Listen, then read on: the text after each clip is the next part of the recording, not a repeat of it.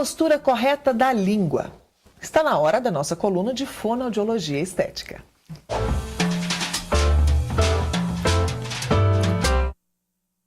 Alterações na fala, deglutição, mastigação e até mesmo na respiração provocando ronco são algumas das consequências geradas pela postura inadequada da língua. Quem vai falar sobre isso pra gente é a nossa fonoaudióloga estética, Valesca Rezende. Tudo bem, Valesca? Tudo bom. Nina, olha só, eu nunca tinha pensado nisso. A língua tem que ter uma postura correta? Tem que ter uma postura adequada, porque a língua posicionada no soalho bucal, que acontece muito, que é a região inferior, ela provoca uma flacidez de pescoço, ela pode também provocar uma alteração na arcada inferior, nos dentes inferiores, e mal posicionada ela pode levar ao ronco e várias outras alterações que são graves, não são alterações tão simples assim. Tá, e como é que então, onde que ela tem que ficar? Então, tudo depende, não é só colocar a língua e mantê-la numa postura adequada. Precisa, às vezes, preparar essa língua, porque tem língua que, às vezes, não tem um tônus adequado, a musculatura não suporta essa postura. Mas a postura adequada é no céu da boca, que a gente chama de palato. Então, apoiar a língua suavemente, sem forçar, não precisa colocar muita força, para posicionar a língua. Em repouso, ela fica no céu da boca, deve ficar no céu da boca. É muito fácil a gente identificar nos bebês e até em alguns animais. Às vezes abre a boca, o bebê está dormindo, a gente abre a boca, a língua está super bem posicionada. Por que a gente vai desaprendendo, né, ao longo da vida? Exatamente, isso diz tudo, a gente desaprende. São os hábitos inadequados. O bebê, por exemplo, ele mantém a postura adequada enquanto faz a amamentação na mãe, depois passa para a amamentação de mamadeira e começa o processo inadequado, às vezes de acordo com o bico da mamadeira ou chupeta usada. Os utensílios também, Angélica, são muito importantes. Os utensílios como durante a alimentação, usados para a alimentação. A colherzinha, depois passa para o garfo. Então, o tamanho, tudo isso envolve muito o movimento da língua durante a alimentação. É mesmo? Então, para crianças pequenas é melhor que seja aquela que encaixa direitinho na boca, pequenininha, não bem. A colher normal que a gente usa em casa. Exatamente, não pode ser uma colher muito arredondada. Tem essas colheres, às vezes, que tem uma pontinha mais fina. Às vezes, as colheres de inox, elas apresentam uma ponta mais fina. É ao contrário das colheres de plástico ou de borracha, de silicone, que elas são muito arredondadas. Então, provocam, às vezes, uma postura inadequada. Então, no decorrer do crescimento, a criança já modifica muito esses hábitos e acaba chegando numa postura inadequada, que pode prejudicar vários outros fatores no decorrer da vida. Então, temos que preparar a língua. Você disse que podemos fazer, por exemplo, exercícios para isso. Sim, sim. Temos vários exercícios para fortalecer e reposicionar a língua. Teve um exercício que a gente já fez aqui no programa, uma vez, que é aquele de deglutição, é isso? Sim, de beber água. É aquele um dos também? exercícios muito usados. Esse aqui, ó. Como é que é? Faz aí. O exercício, na verdade, ele depende de um tônus adequado. A pessoa já tem que ter um tônus adequado de língua para conseguir executar. Mas é colocar um pouquinho de água em cima da língua, a língua apoiada no céu da boca e deglutir de boca aberta. Eu vou fazer aqui, mas você que é craque. Que isso prova um tônus muito bom da língua. Vamos lá, deixa eu ver. Isso. Não é fácil não. Tem que ter um cuidado muito grande para não ter uma deglutição atípica ou adaptada, forçando os dentes para fazer esse processo de deglutição. A gente apoia contra o céu da boca. Exatamente. Fino isso. Que não é muito fácil. A pessoa, às vezes, que não tem uma musculatura adequada, não consegue executar esse tipo. É porque sua musculatura já está sendo trabalhada, a língua já tem um tônus melhor, então você consegue executar com tranquilidade. Quais os outros exercícios que são mais fáceis que a gente pode fazer em casa, por exemplo? Olha, tudo depende da arcada também, o desenho da arcada, da condição dessa língua, como a musculatura se encontra, para a gente saber adequar a postura. Mas um que você faz e é um exercício excelente, os pacientes têm muita facilidade em executar, é aquele da balinha. Vou mostrar aqui para vocês. Eu consigo até mostrar para vocês, porque é um exercício que eu tenho que fazer diariamente. Então, já anda na minha bolsa uma balinha. Que eu pego a balinha, mas para fazer ele também tem que ter um processo antes, né? Como é que é aquele exercício? Sim, sim. Aí são os exercícios de postura, que é o exercício de posicionar a língua no céu da boca e é como se sugasse o céu da boca, depois abrindo e fechando. Então, tem vários outros exercícios que envolvem o tônus de língua. E isso para preparar para fazer esse aqui que eu vou fazer, porque esse aqui não é fácil. Isso aqui é uma aula de musculação de língua mesmo. Que é colocar na pontinha assim, né? Isso, coloca na língua e suga a bala contra o céu da boca. Elevando mais a língua. Isso. Isso. 3 Criando uma horas e meia. resistência, criando uma força na musculatura. É um exercício que as pessoas não têm dificuldade em fazer depois que já tem uma musculatura mais adequada. Não é fácil, não. Exatamente. Não é fácil, não, mas esse exercício é muito legal também. Eu vou continuar com minha balinha.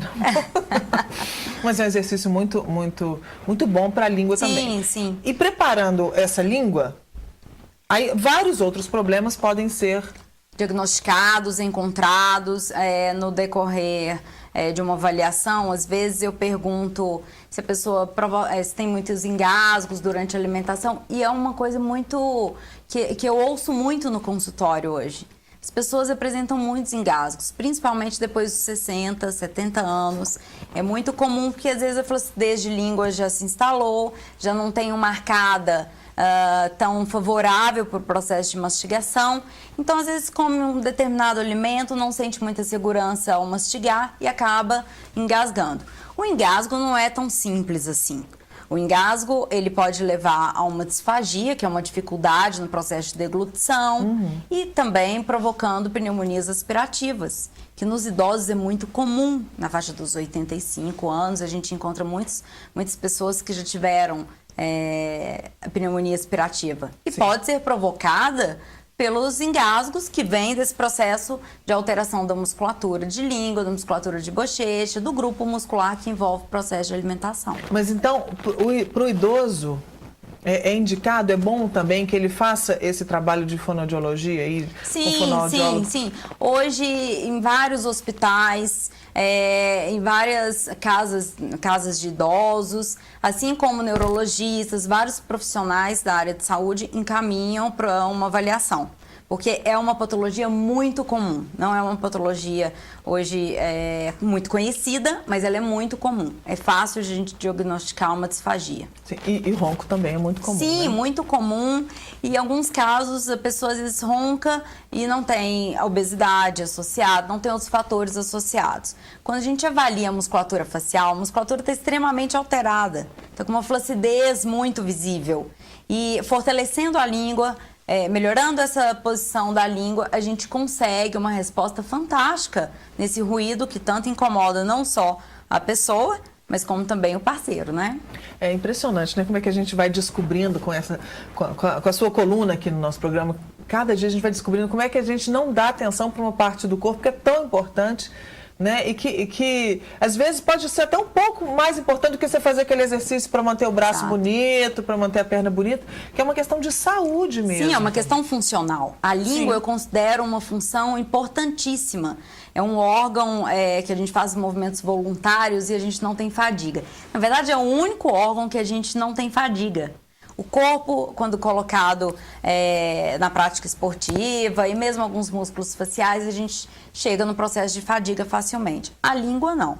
As mulheres, então, não têm fadiga mesmo, porque usam muito a língua. É um exercício que as pessoas costumam não valorizar pelo lado da mobilidade e também tonicidade, é o beijo.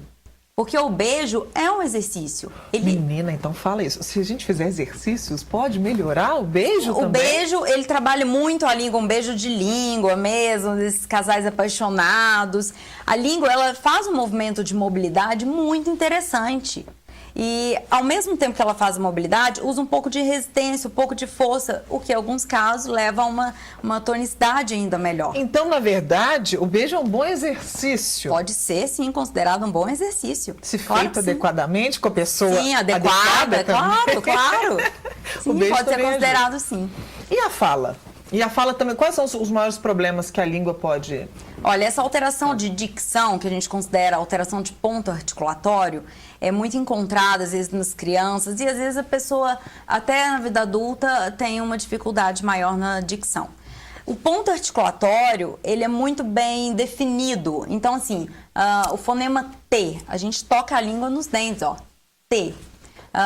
Outros fonemas, o L, lá, é um pouquinho mais para trás. Então, se a pessoa não tem uma boa mobilidade, um bom tônus de língua, ela não consegue fazer precisamente esse ponto articulatório. Então, pode haver uma troca. E nessa troca, provoca uma distorção sonora que leva a uma inteligibilidade na fala. Mas quem tem língua presa, é outra coisa? Não é outra coisa, é a mesma dificuldade de mobilidade, às vezes de ponto articulatório. Essa mobilidade é muito importante, ou seja, a maneira de movimentar a língua. Sim, mas quem fala o F assim, preso? Assim, sim. Aí você consegue resolver isso? Consegue, claro. É uma interposição de língua. Geralmente acontece em alguns fonemas como o S, né? Tipo sapo, cenoura. Então, precisa trabalhar também, às vezes, o tônus da língua, mas precisa reposicionar essa língua. Então, tem como resolver isso? Tem sim. E às vezes é um trabalho mais de consciência, Angélica, do que um trabalho de tônus, de postura. Às vezes a pessoa ela não percebe a tamanha dificuldade que tem em produzir um fonema corretamente. Então, é mais, às vezes, um trabalho de conscientização do que de exercício em si. E aquele do R, assim, que a pessoa fala, sei lá... Eu não sei como... O R? Não, parece que o R vira um G. Assim, que tem uma diferença de, tipo, uma mistura de som, Sim. né? Que é o som gutural. Acontece muito na infância. É difícil, às vezes, um adulto apresentar esse tipo de alteração. Mas é a região mais posterior da língua, porque a língua, ela é comprida. Apesar das pessoas não observarem, ela tem pontos muito específicos. Então, essa região que você citou é a região mais posterior, são exercícios diferentes, são exercícios mais voltados para essa região posterior. Então, dependendo da alteração, do diagnóstico, de uma avaliação muito precisa, a gente direciona para o tratamento. É na língua também que a gente sente o gosto, assim, né? Sim, gosto. São as papilas gustativas. Isso. Mas a língua bem posicionada, isso também pode ajudar a pessoa a conseguir ter uma melhor percepção? Claro, não só bem posicionada, como bem higienizada também. Porque as papilas, elas ficam cobertas, às vezes, por secreção ou algum alimento, e isso dificulta muito o paladar. As pessoas que costumam ter, às vezes, infecção de garganta ou alguma patologia oral, às vezes tem uma dificuldade maior nas papilas gustativas, porque elas ficam mais cobertas por secreção. Então, uma boa higiene de língua também favorece muito a identificação do paladar, seja do ácido, do doce, do salgado. Isso facilita muito na alimentação também, que evita aquela gula, aquela coisa de alimentar e não sentir o sabor. Então é importante escovar a língua também. Claro. Uma coisa que tem acontecido, um fato que tem acontecido nos últimos 15 anos e de forma assustadora, são as pessoas que têm, às vezes, um comprometimento de língua em função dos piercings. Porque o piercing instalado na língua, às vezes mal posicionado, a língua é muito vascularizada, é um órgão extremamente vascularizado, temos veias importantíssimas e músculos importantes na língua. Então, mal posicionado pode comprometer não só a musculatura, como uma veia, como uma artéria, e pode provocar hemorragia, pode provocar, em alguns casos, até uma perda, uma necrose em um pedacinho da língua. É muito grave e hoje muito encontrado. Já atendi vários casos de adolescentes, principalmente. E muda mesmo, até a fala. Aquilo ali atrapalha na fala. Atrapalha muito. Quer dizer, o ideal é não colocar, né? Exatamente. Mas se não tiver, ter cuidado com onde você vai colocar, a pessoa que vai colocar, mas de preferência que não coloque, porque pode ter problemas futuros. Inclusive, depois que cresce, amadurece e às vezes não quer mais usar. Sim. Não estou dizendo que quem usa não é uma pessoa amadurecida, tá? Mas depois que cresce, não quer mais usar, aí a língua também já está comprometida. Exatamente. Dependendo da profissão da pessoa, tudo isso pode comprometer e muito. Ok. Bom, acabamos, mas vamos deixar aí o seu blog para as pessoas entrarem. Claro. Né? É valescaresende.wordpress.com e o site é valescaresende.com.br.